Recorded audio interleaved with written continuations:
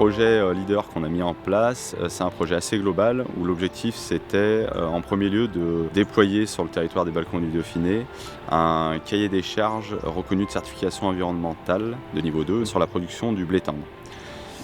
La communauté de communes des Balcons du Dauphiné nous a accompagnés dans la création de ce projet leader, notamment dans les démarches administratives, dans le montage de projets. On a testé des variétés innovantes, tolérantes aux maladies. On a testé également des méthodes naturelles pour protéger les plantes, ainsi que des biostimulants, des substances qui permettent de protéger les plantes contre les stress climatiques. Nous avons accompagné les agriculteurs à mettre en place ces pratiques sur leurs parcelles et à les valider ensemble de façon à assurer la réussite de la filière de certification environnementale. Aujourd'hui, on est en train de faire évoluer les agriculteurs vers la certification HVE, qui est la certification globale de leur exploitation, avec dès cette année environ une centaine d'exploitations qui devraient, au niveau de la région Rhône-Alpes, être certifiées HVE.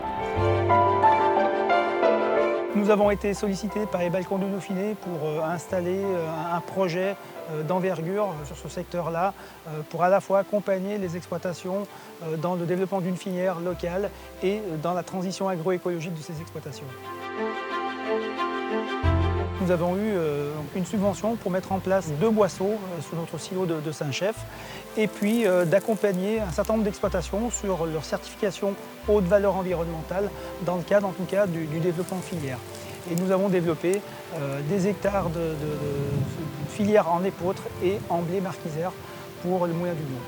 En plus du développement des filières, nous sommes engagés à mettre en place des actions de biodiversité propres à ces filières, à savoir des prairies fleuries installées sur le secteur et puis l'accompagnement sur des nichoirs à rapaces et à chauves-souris pour continuer à maintenir ou à développer la biodiversité du territoire.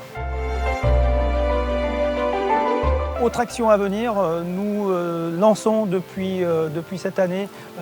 des accompagnements sur le diagnostic label bas carbone des exploitations, puisque l'agriculture a la chance de pouvoir à la fois réduire ses gaz à effet de serre, mais aussi de séquestrer le carbone. Et on est complètement en lien avec la transition agroécologique